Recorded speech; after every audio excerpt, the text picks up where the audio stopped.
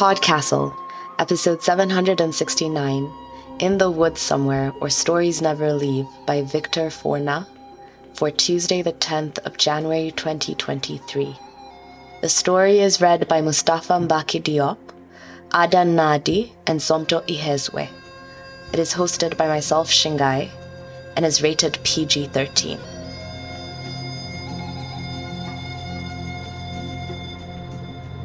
Hello, and welcome back to the Flying Castle's second episode of the year 2023, and a continuation in our month of celebrating Black, Brown, and Indigenous stories from across the globe.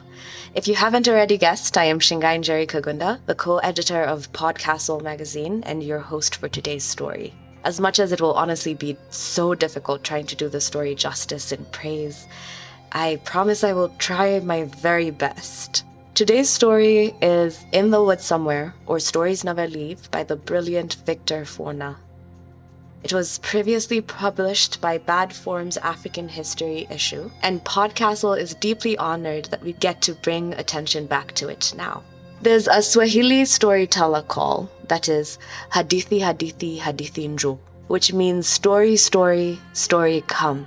A saying which feels deeply appropriate for this particular story within a story that packs quite a punch in the short amount of time it gives itself to unfold. I am almost certain you will not expect it to be what it is, and I wish I could be present with every person listening to the brilliant narrations given by Mustafa Mbaki Diop, Adan Nadi, and Somto Ihezwe of this gorgeous story. Since I cannot be there with you, I will just hold my excitement until the end of the episode when we can really get into it. Until then, may the story call to you.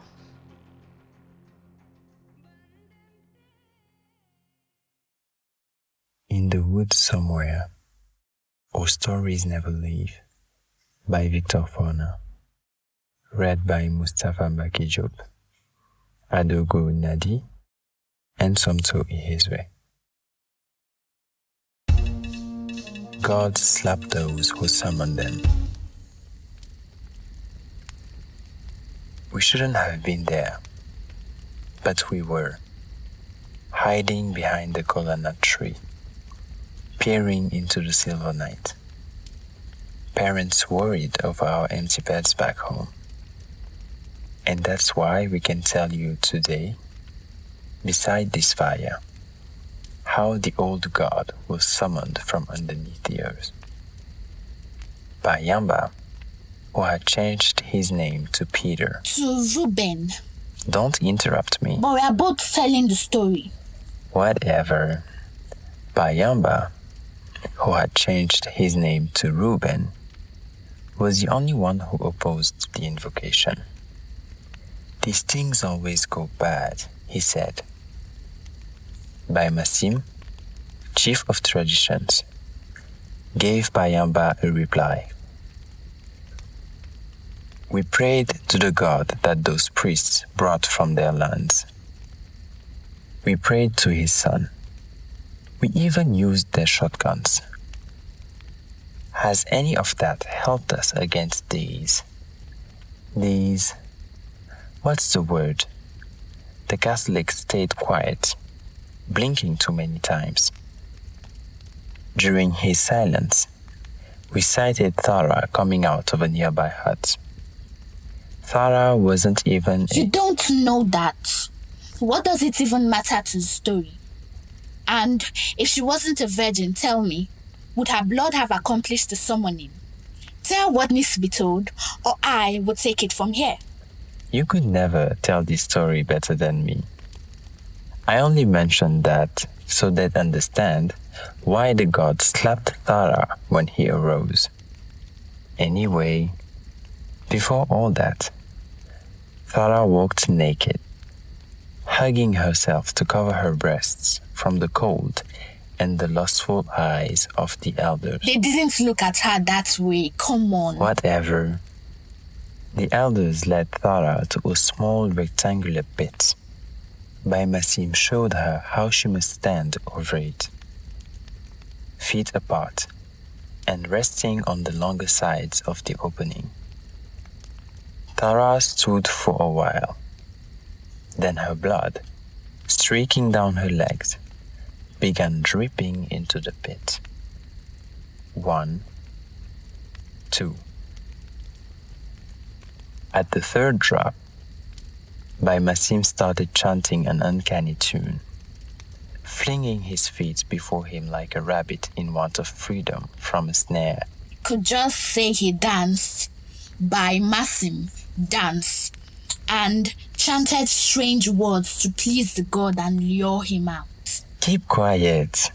That wasn't dancing.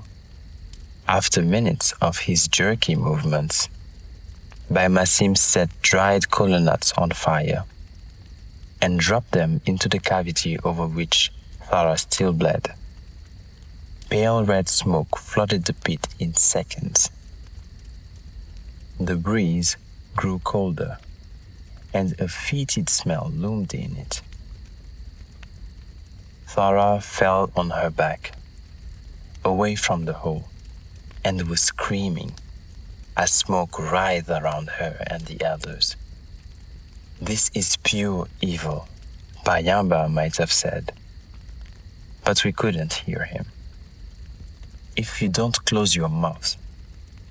Better this than them, Massim might have replied, pointing skyward. We couldn't hear him either. Screams and thunder Snarls from the underworld, or wherever gods hail from, filled the midnight air. Allow me to tell this story. A twitching hand, long and bony, poked out of the pit. Thara and the elders launched at it, pulling the entity from the hole. At the end of their struggle, an old god towered before them. They gaped at him in awe. Before anyone could say a word, the god gave Thara a slap, which echoed in the distance. We don't know why he slapped. But we do. It was because she wasn't a... Stop! The god faced the elders. His voice thundered, shaking the gut. How dare you summon me? Without a... You want to see my face? Well, look at it. He careened in the elders' direction, inching his face downward to them. Look. That was when we saw his face.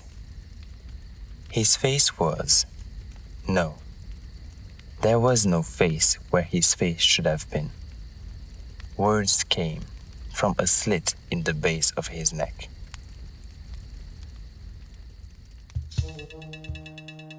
Someone gave this god a mask.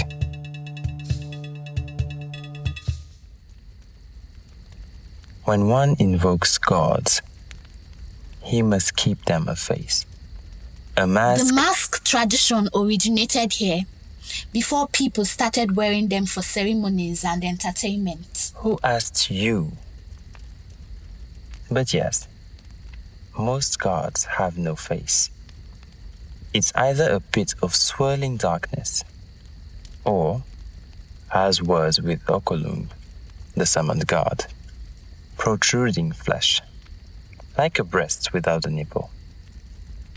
A beard-like mass of flies buzzed where his chin should have been.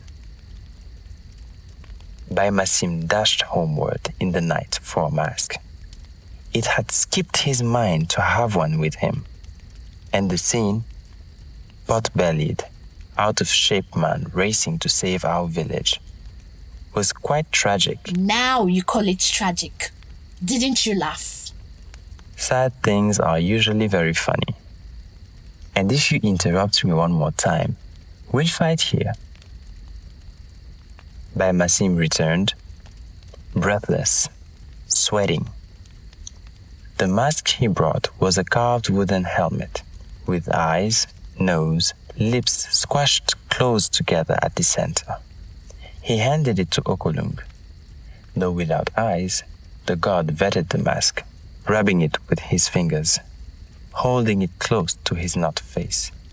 A hiss rose from his throat, followed by obscenities against Massim's mother. How dare you disrespect me with such a pretty face? Okolung began to leave, heading for the pit in the ground. If he returns, Baimasim said, he'll tell all the gods of our disrespect. None of them will come to our summoning again till after 7 years. Dance, all of you. I'll go get an uglier mask. Dance. So all the elders, old men, became rabbits caught in traps, dancing to save our village, dancing so Okolung wouldn't go away. And it worked. Okolung tarried, enjoying the dance and the rising dust, till Baimasim came back with another mask. Shush. It was a Congolese mask this time. Grotesque. Okolung took it. The mask depicted the face of something human-like. Protruding forehead, bugged-out eyes, oversized nose and ears, red, bloated lips. He wore it over his head, raffia quivering in the night wind. It has been ages since I came up, he said.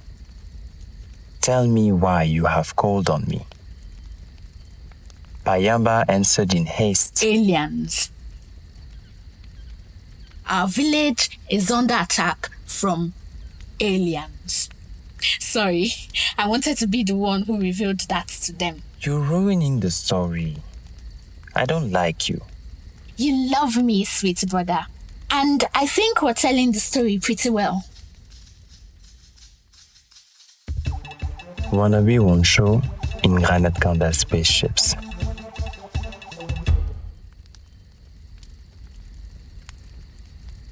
These aliens have plagued our village for almost 2 months. At first, we listened to the priests who said the aliens were children of a certain Lucifer, and that we should pray to their God for salvation. We prayed, we fasted, but the aliens still came down as they pleased, leaping out of the sky. Then the priests, who seemed to know much and nothing at all about these creatures, armed us with guns to protect ourselves. The guns, indeed, hinder the aliens, but they still terrorize us as they like. They abduct our small children, take our livestock, and burn our farms. Anyone who dares stand against them is slaughtered before the next morning. Okolung, old God, this is why we have summoned you, that you may fight for us, where all else has failed, and send away these wannabe Ronchu in their Granite Kanda spaceships. God's gun, devil's bullets. Okolung agreed to fight the aliens. I, Okolung, shall rid you of this infestation from the stars.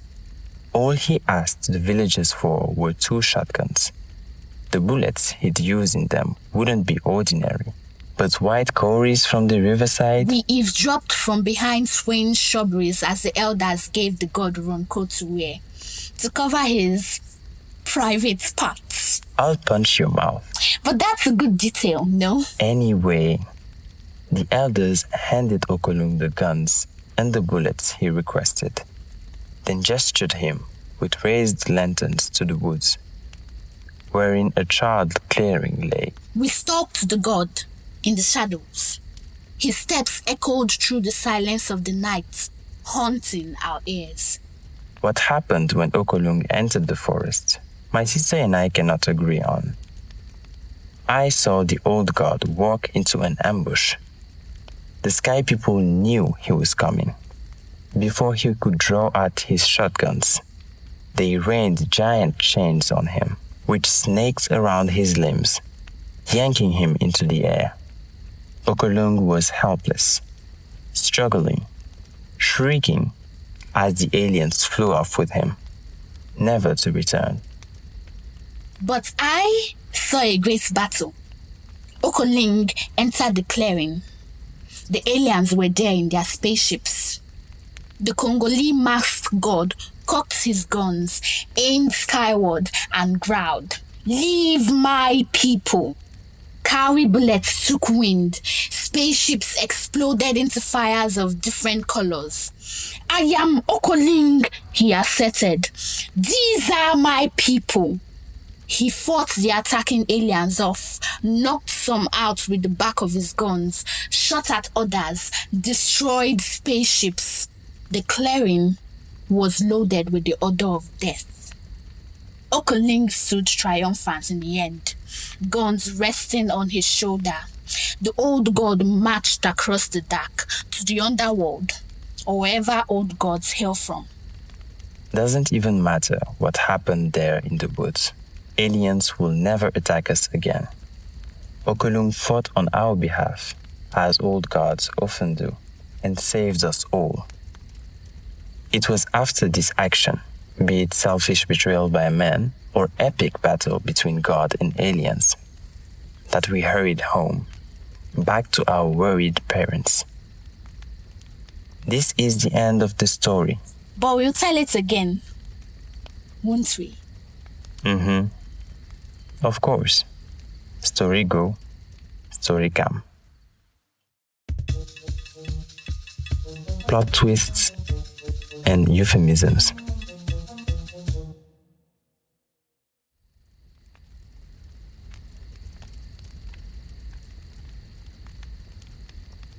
We shouldn't have been there, but we were. And that's why we can tell you how the old god was summoned from underneath. What was the name of your mother? Your father? We don't know. Don't interrupt. Why were they worried over your beds? Stop talking. Listen. On a story no get heard, e no get tell. You tell it as though you were there, but you lie. You're only retelling things your mother told you, and you muddy the waters when you mention her to confuse us. You lace your story with half-truths and silly jokes. We know the names of your parents. We know who you are. Stop talking. Your mother's name was Tara. Your father's name was Okon. We know the true story. We are the ones who tell stories. You are our captives. The story began one twilight. The sky over a certain village yawned, and from its mouth came strange creatures, stunted and green-gray, large-eyed. These sky creatures killed and took from the village, till the village trembled when given. The locals did all they could against them, to no avail. Exhausted, they looked at each other one night and said, "Let's call Okon. He protected our ancestors. He'll save us." Now in the same village, there lived an orphan named Tara. When no one was brave enough, Tara told the elders she'd give herself to the god. For old gods, when summoned, demanded a girl to impregnate, or a boy to be impregnated by. And so it was. Okon planted in Tara his seed, then went on to rid the village of the sky creatures. Months later, Tara gave birth to twins who shared one body. But Tara only held them for 2 years. The ungrateful elders called them abominations, snatched them from her, and flung them into the woods to die. But the children of old gods are resilient. The twins survived the bush, kept themselves warm by a fire, and comforted each other with stories their mother used to tell them. And whosoever wandered their path of the forest, they disoriented, tied next to their lonesome flames, and told them stories, over and over, till their ears could no longer listen, and they turned to bones. The twins only let go a captive if they could tell the story of their birth and call them by their true name. Watka Kerupin and Watka Keruparan.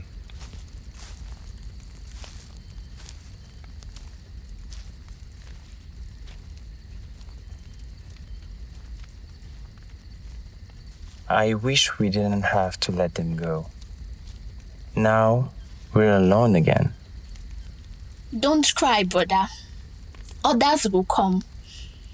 Until then, we'll have Mama's stories to keep us company. Stories never leave.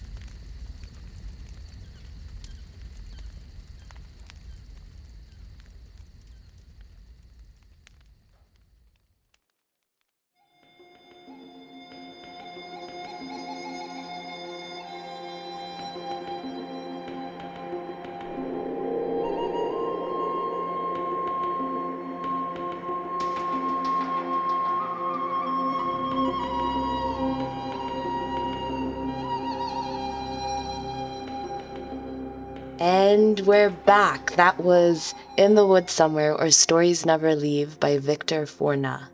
Yo. Was that not a wild ride? The two sibling storytellers who bicker back and forth offer themselves as unreliable but consistently entertaining narrators. And isn't that the best kind of storyteller? One who knows that their version of the story is one of many, so they add whatever sauce that they need to keep you on your toes. What I especially loved about this story is that it hints at a fantastical reinterpretation of colonial histories. The aliens to me read as foreign men who have come to take our land with their foreign god, but guess what? We have gods too, and they fight back. Which is what makes this particular story so powerful. And more than that, they are not reduced to binaries of good and evil, but are complicated, nuanced characters who are doing what they have to survive. The twins tell stories to remind themselves they are alive, even when it is at the expense of those who turn to bones listening to their stories. I also want to touch on the craft of this story and what it does to experiment with taking risks. Coming from a culture of historical oral traditions of fireside storytelling, anytime elements of orature are experimented with on the page, my heart sings. And where better for such a story to be told than on a fireside PodCastle? That was a little joke. May we all learn to hold all the stories within the stories of our lives and find from them what is worth being alive for.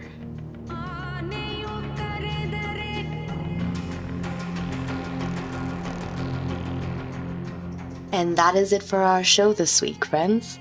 On behalf of everyone here at PodCastle, your co-editors, myself, Shingai Njeri Kagunda, and Eleanor R. Wood, our brilliant audio engineers, Devin Martin and Eric Valdez, our wonderful assistant editor, Sophie Barker, and our usual host, Matt Dovey, as well as all of our incredible first readers, Aidan Doyle, Andrew K. Ho, Craig Jackson, Amalia Harrington, Julia Pat, Caitlin Zavanovich, Kiran Kaur Saini, Ryan Cole, Sarah S. Messenger, Sri Kripa Krishna Prasad, Turvar Nova, Tiarni Bailey, and Zeev Wheatis.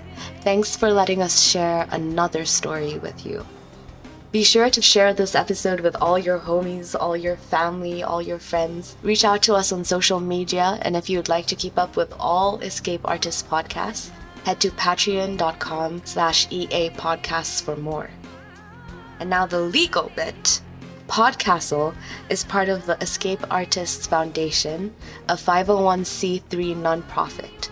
And this episode is distributed under the Creative Commons Attribution, Non-Commercial, No Derivatives 4.0 International License. PodCastle will be back next week with another gorgeous fireside tale, and we cannot wait to see you then.